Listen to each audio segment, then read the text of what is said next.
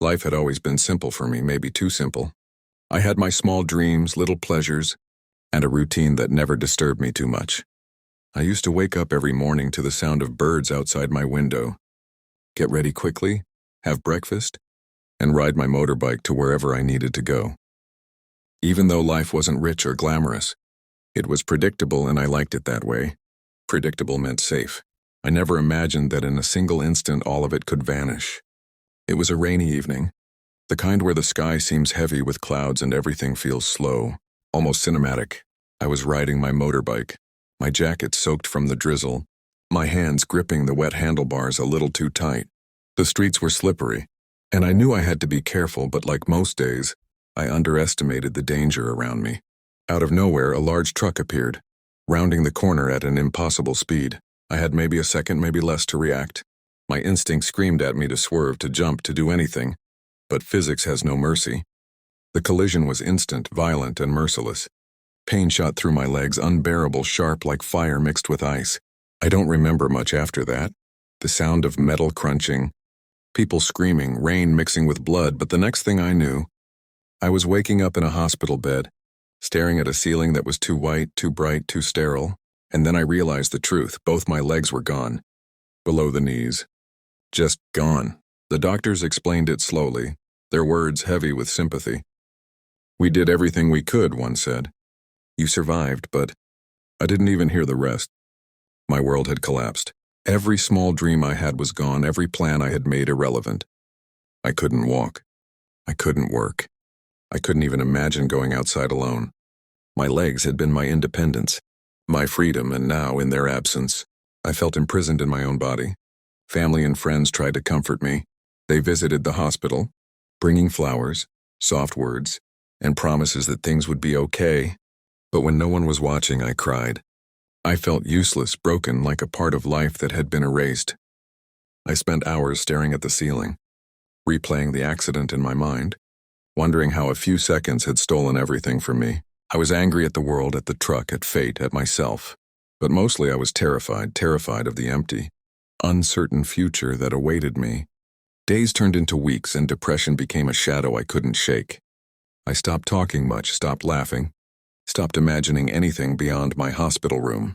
The world outside seemed distant, like it belonged to other people, to people who could walk, run, and live without constant reminders of what they had lost. I felt like a ghost moving through the motions of life without any purpose. One day, during a rare moment of restlessness, I noticed a small newspaper on the hospital lounge table. My eyes wandered over the usual ads for apartments, second-hand bikes, and tiny job postings. And then something caught my attention, a tiny ad, almost invisible in the corner, that simply read, "Old shop for sale, $8. I stared at it, confused. $8? That's it? Surely this was a misprint. Surely this couldn't possibly be serious. I almost laughed at the absurdity of it, but then a strange feeling stirred in me. Maybe it was hope. Maybe it was curiosity. Maybe it was desperation. My mind whispered, maybe this is a sign. Maybe this small, almost meaningless thing could be the key to a new life. A life I hadn't even imagined yet. The next day I decided to see the shop. It was a tiny place on the corner of a forgotten street, a building that looked like it hadn't been touched in decades. The windows were dusty, the paint was peeling, and cobwebs hung from every corner. Inside, broken shelves leaned precariously, and the floor was layered with dirt and grime. The smell of mold and old wood filled my nose, and the silence was heavy, almost suffocating. Most people would have walked away immediately. I'm sure most people did. But I saw something else. I saw possibility. I saw the chance to do something, anything, to reclaim a piece of life. I pulled out the $8 I had managed to save from small odd jobs I had done before the accident and handed it over. The old shop owner, a frail man with kind eyes, looked at me and nodded. "It's yours," he said. No questions, no judgment. Just a simple transaction that felt like the first spark of change. Walking out with the keys in my hand, I felt a mix of excitement and fear. What had I just done? I couldn't walk properly, I had no staff, no experience running a business, and yet somehow a tiny shop I had bought for $8 felt like a lifeline thrown into the turbulent waters of my despair. The first days were the hardest. Cleaning the shop felt impossible at times. Crawling around, reaching shelves, moving boxes, It was exhausting, painful, and slow. People stared at me as I struggled, some shaking their heads in pity, others whispering behind my back. But I refused to give up. Every sweep of the broom, every broken shelf I repaired, every small step forward felt like a victory. It wasn't just about cleaning or selling. It was about proving to myself that I could still do something, that life hadn't completely abandoned me. I spent hours imagining how the shop could look if I could transform it. Neat shelves, organized products, a small counter, and perhaps one day, customers walking in not just for items but for the story of the man who refused to give up. And slowly, very slowly, a tiny hope began to grow inside me. The shop was more than just a building. It was a symbol, a promise that even after losing everything, life could still offer second chances. I didn't know exactly what the future held, but for the first time since the accident, I felt a flicker of something powerful, possibility.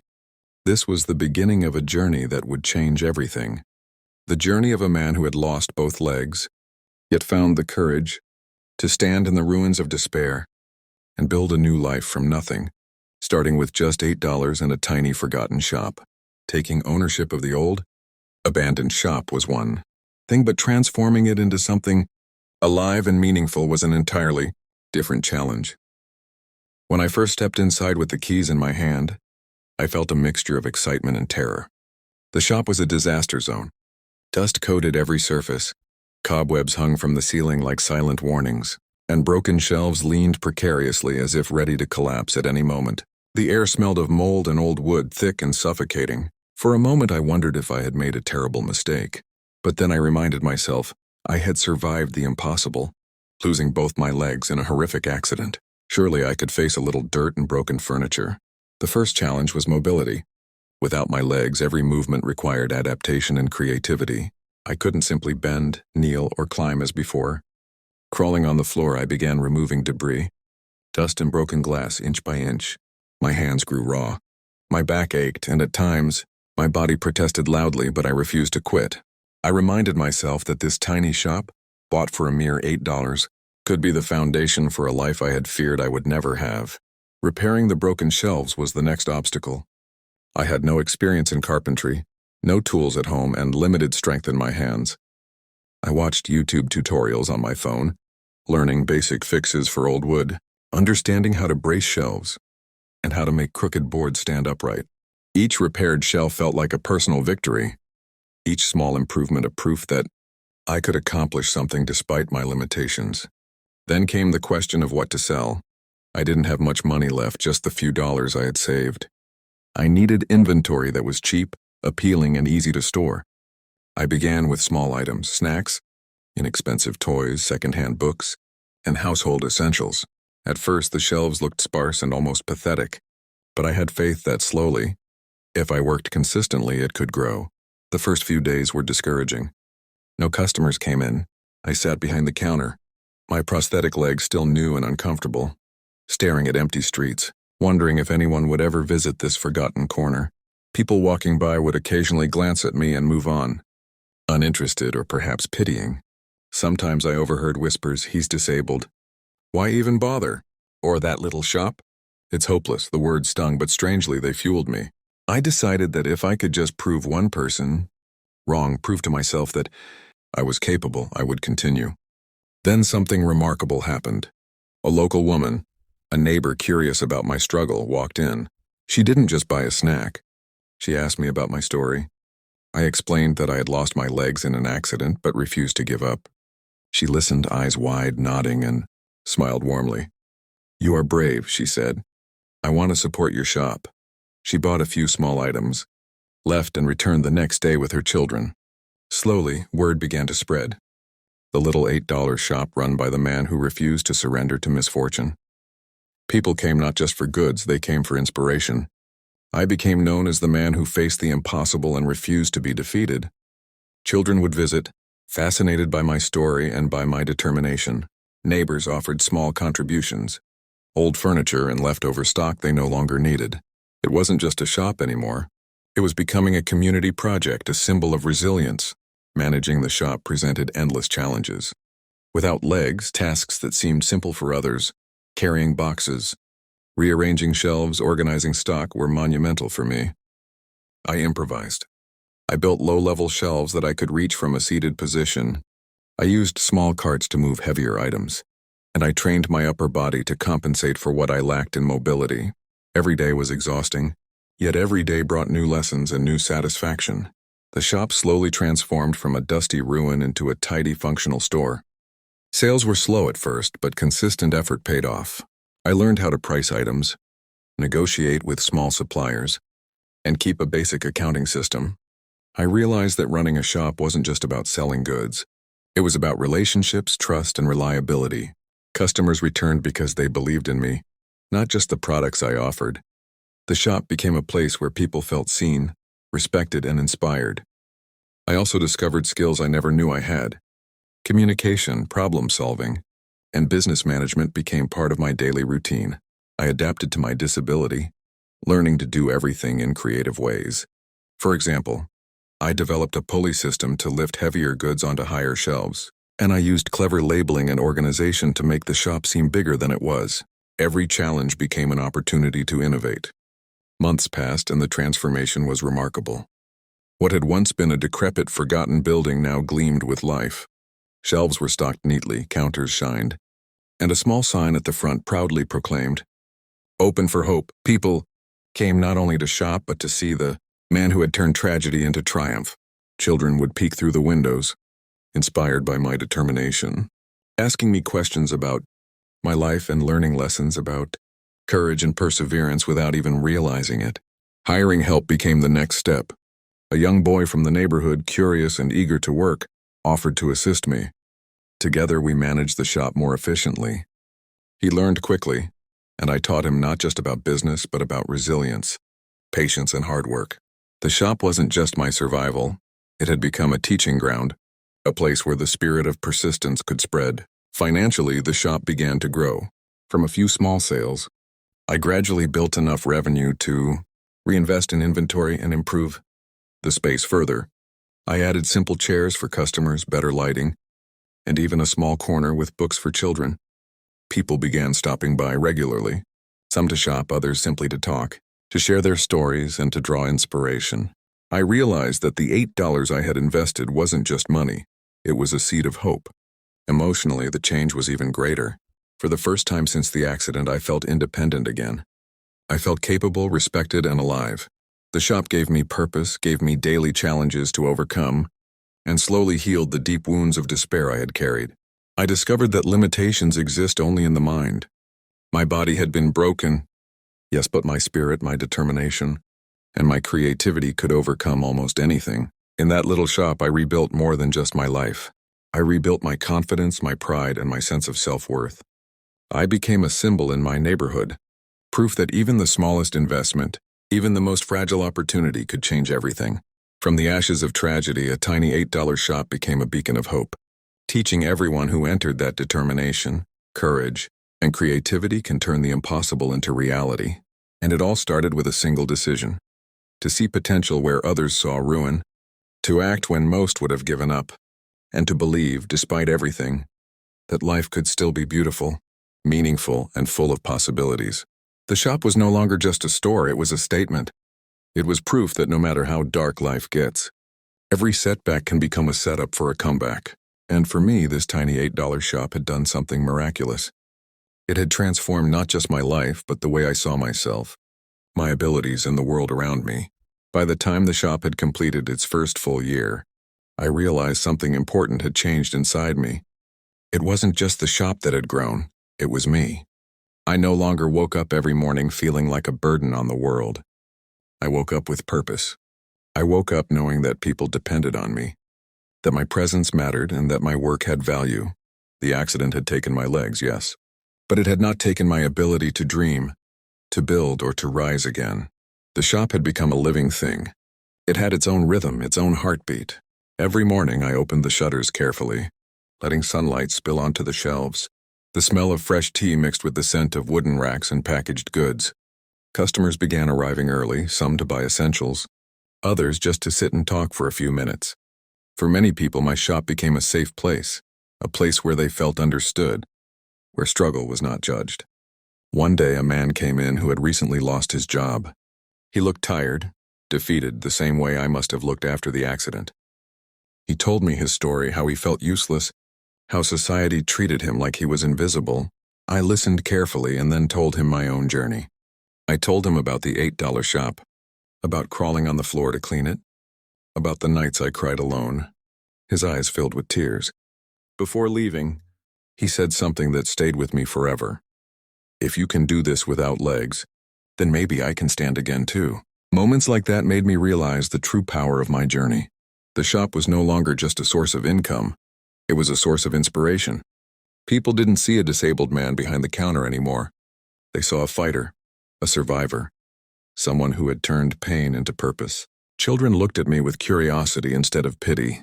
They asked questions and I answered honestly, teaching them that disability is not weakness and that strength comes in many forms. Financially, the growth surprised even me.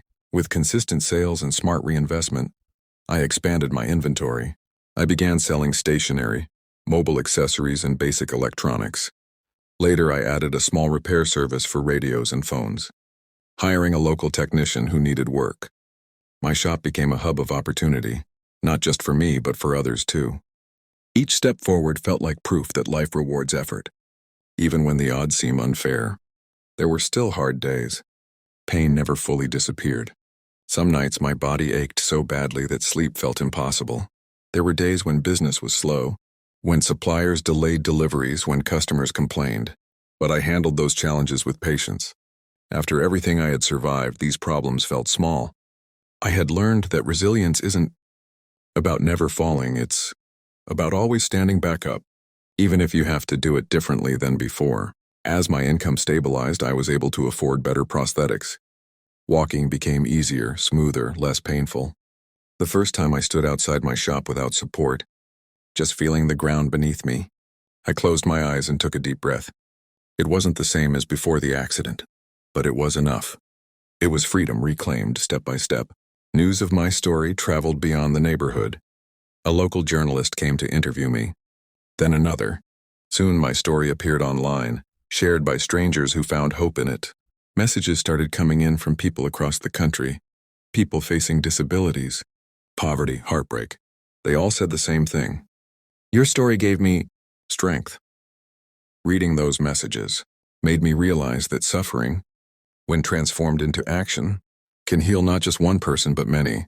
One afternoon, sitting alone in the shop, I thought about the man I used to be before the accident. I remembered how small my dreams were, how afraid I was of risk. I smiled sadly. Losing my legs had forced me to lose my fear too. I understood now that comfort can sometimes be the biggest prison. Pain had broken me open, but from that broken place something stronger had grown. Eventually, I expanded again. I rented the shop next door and combined the two spaces. I added better lighting, a small office corner, and a training area where I taught basic business skills to young people with disabilities. Watching them learn, watching their confidence grow, felt better than any profit I had ever earned. I wasn't just surviving anymore, I was giving back. My family, once worried about my future, now looked at me with pride. They no longer saw tragedy when they looked at me. They saw strength. They saw a man who had been tested by life and refused to surrender. The same streets that once echoed with whispers of pity now carried words of respect. Sometimes, late at night after closing the shop, I sit quietly and think about that $8, such a small amount, so insignificant to most people, yet it changed everything. It wasn't really about the money, it was about the decision to try, the decision to believe that life still had something left for me. I learned that success is not measured by what you have, but by what you overcome. I learned that losing something precious does not mean losing everything. And most importantly, I learned that purpose can be found even in the darkest moments, if you are brave enough to look for it. Today, when people ask me how I did it, I smile and say, I started with nothing but hope. Because that's the truth. Hope carried me when my legs couldn't. Determination pushed me forward, when fear tried to hold me back. And faith in myself, in effort, in tomorrow, turned a broken man into a builder of lives. My journey did not begin with success. It began with loss, but loss taught me resilience, and resilience built my future. From an accident that took both my legs, to an old shop bought for $8, to a life filled with meaning and impact. This is my story. And if it teaches anything, it is this. No matter how hard life hits you, no matter what you lose, you always have the power to rise, to rebuild, and to change your destiny.